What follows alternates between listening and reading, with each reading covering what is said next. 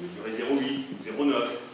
Et puis vous faites des mesures, vous étalonnez, et vous savez que quand vous avez 1, vous obtenez 0,9, donc quand vous avez 0,9, vous savez que vous avez 1.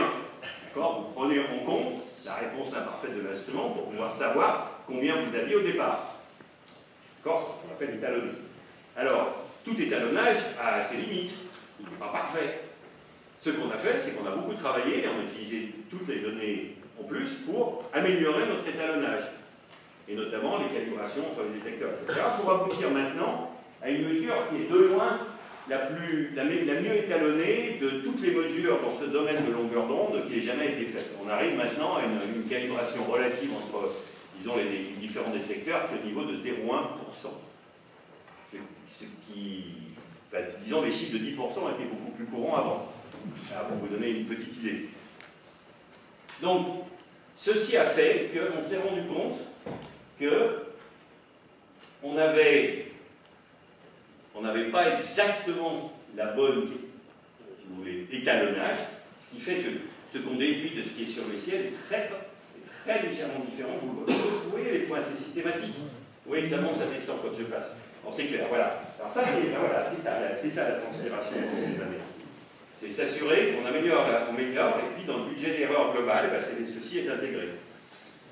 Alors ça, c'est la première chose. Une des conséquences... Oui, je vais le sauter.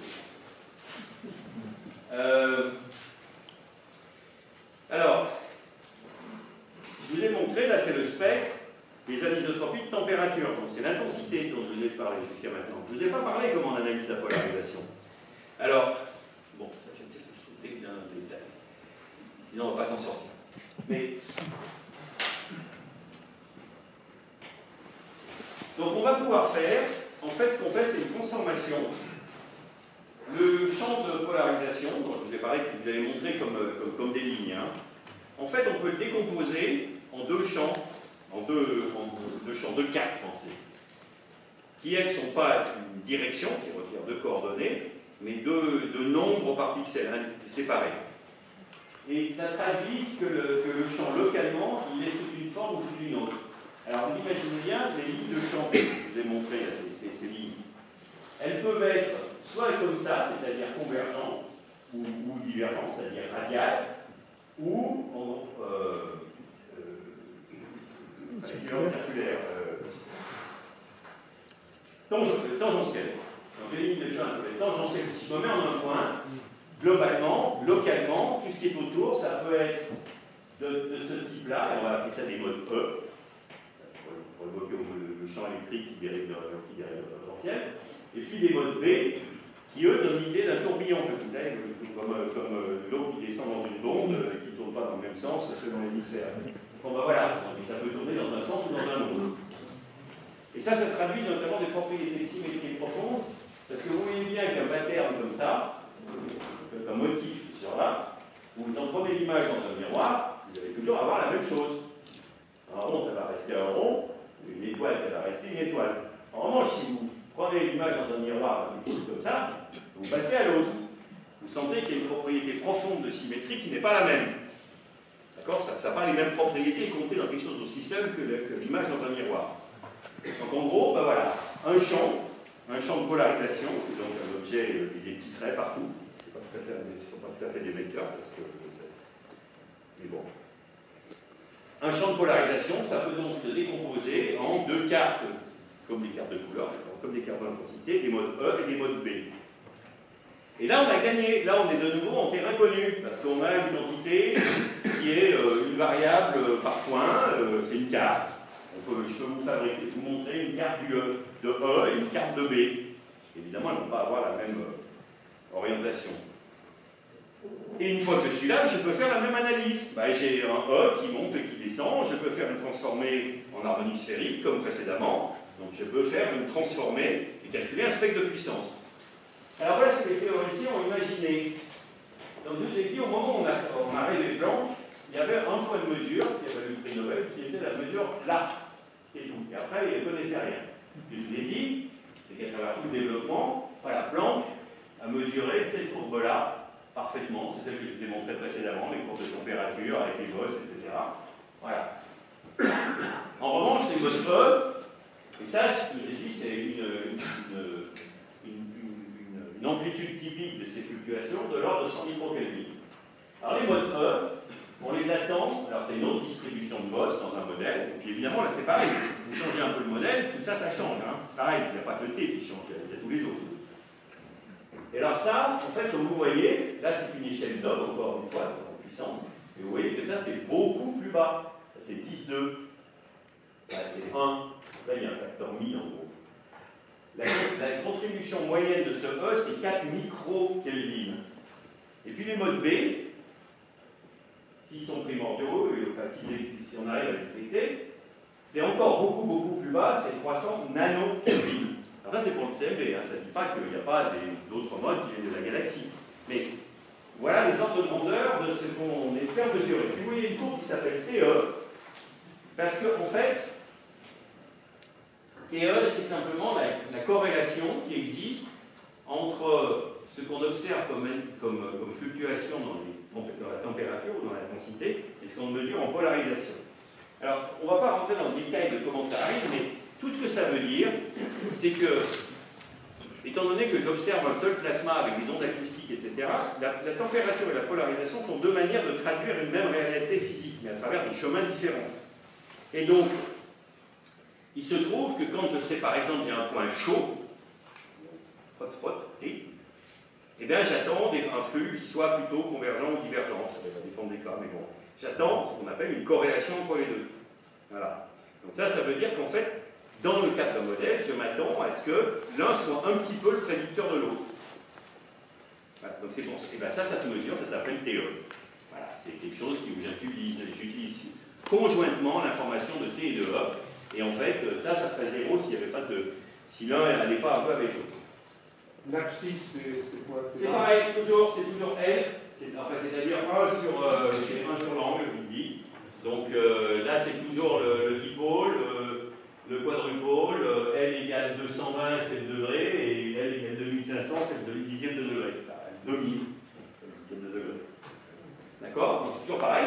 C'est la même chose que pour la température, mais simplement, je suis en train de dire, en fait, alors ça, on n'osait pas en rêver quand on a proposé, évidemment, mais on a quand même eu des détecteurs courts. Alors maintenant, je vais vous raconter qu'est-ce qu'on dit sur ces modes-là. Ça, c'est encore une autre histoire. Alors, il se trouve que, finalement, ça marche pas mal, Planck. Parce que la mesure de TE et de E, les voilà. Alors ça, c'est la mesure de TE par Planck, les petits points bleus. Ça, c'est la mesure de E. Alors, je vous signale quand même, vous vous souvenez peut-être pas, mais sur la température, la bosse, là, les axes, il fallait qu'ils aillent à 6000. 6000 parce que c'est au carré, c'est une puissance, donc c'est 6000 microcas carré. Donc, ce que vous voyez, ça c'est chacun des points bleus, la détermination de la puissance, disons, de la corrélation entre T et E. Là, vous regardez l'échelle, c'est encore plus petit. Là, on est maintenant à 40 microcas carré. Et voilà ce que Planck. Alors là, vous voyez les barres, elles commencent à partir dans tous les sens, etc. Ben oui, ça c'est le bruit. Là, ça veut dire que là, quand on regarde une toute petite échelle de la carte polarisée, là, le bruit devient plus négligeable. D'accord. Pas bien surprenant. Maintenant, on peut faire quelque chose qui est complètement époustouflant. C'est-à-dire, on suppose qu'on comprend complètement l'univers, et on va prendre le modèle de l'univers qu'on a ajusté sur la température, et si le modèle est correct, on va prédire ce qu'on devrait mesurer en polarisation.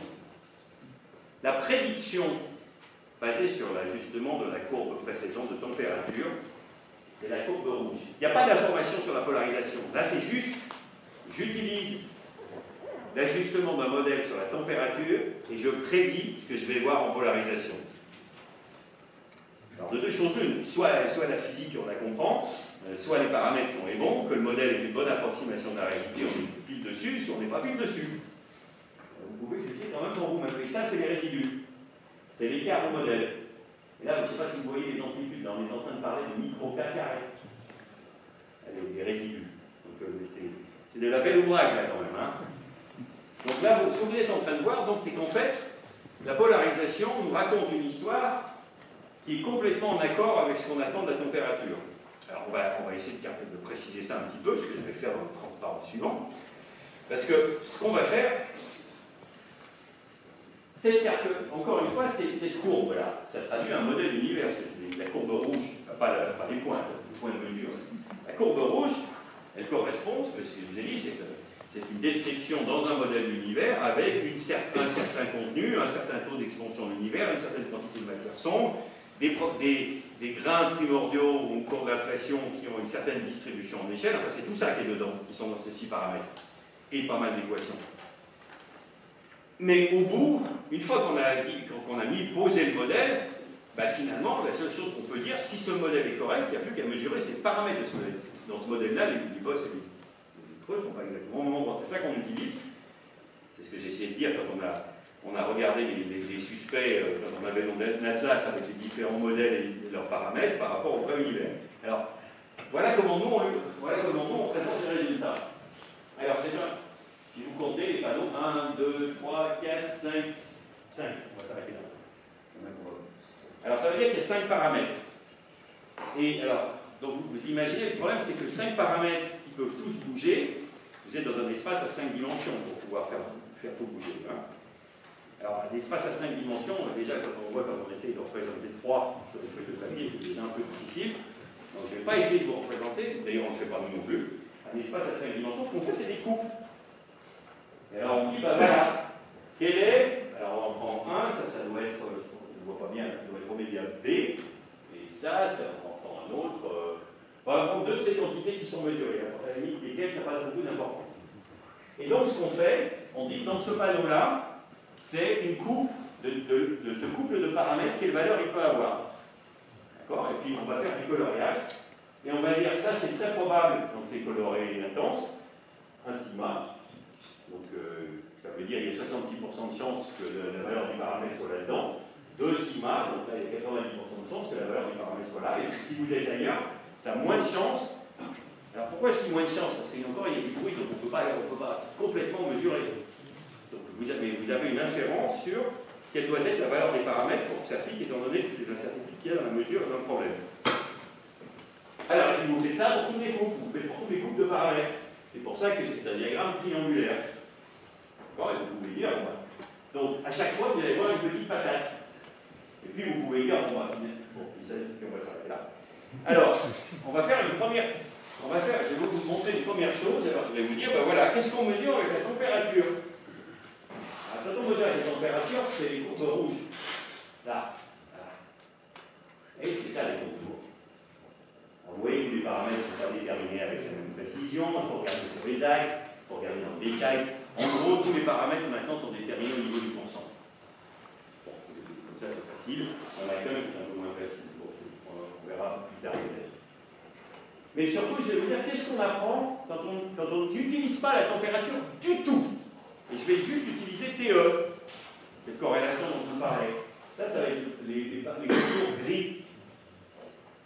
Et puis alors, bon, je vais même aller, soyons fous, je vais utiliser que E, que le champ de polarisation lui-même, même pas sa corrélation avec la température, c'est le vert. Là, bon, ça devient vraiment dur, c'est des microphonies, et des patates vertes. Puis vous pouvez tout additionner, tout ensemble, avec les patates bleues. Qu'est-ce que vous voyez? Vous voyez d'abord que ça tombe à peu près au même endroit, que tout ça est assez cohérent quand même. Hein. Vous voyez que les patates, elles sont nombreuses les unes sur les autres, il n'y a pas la température qui me dit je suis là, et puis la polarisation qui me dit je suis là. Et encore une fois, le plus époustouflant, c'est ce que je vous ai déjà essayé de vous faire sentir une première fois, c'est-à-dire j'utilise la température pour prédire la polarisation. Mais bon, là, je vais à l'étape suivante. Je dis qu'est-ce que la polarisation me dit par elle-même, je ne peux pas savoir.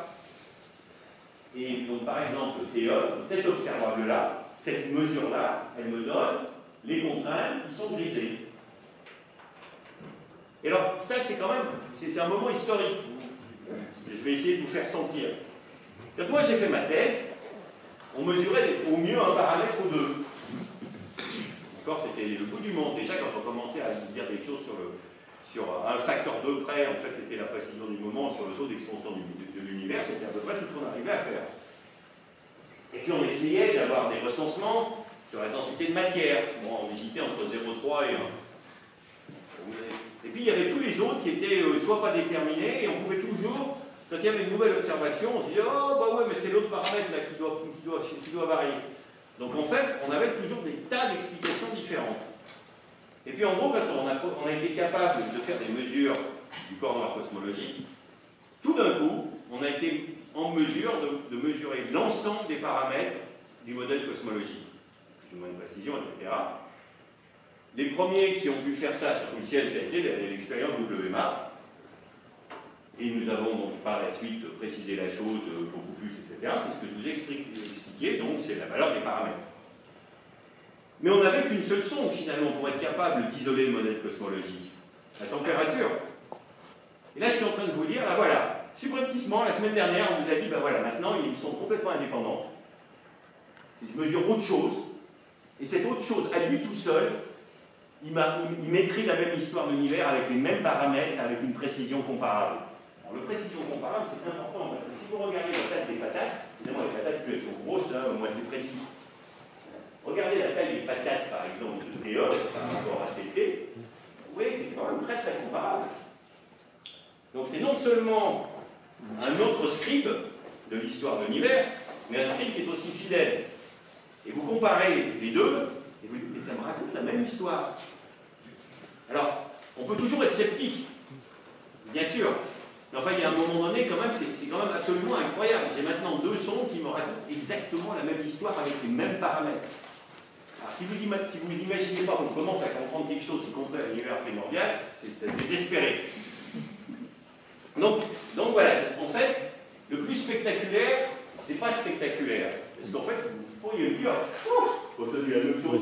Quand on a essayé de penser la communication de Planck, parce qu'on se réunit avec des gens, etc., on dit non, il ne faut pas leur expliquer ça, parce que les journalistes, ils vont dire, ah c'est pareil, no news, une ligne.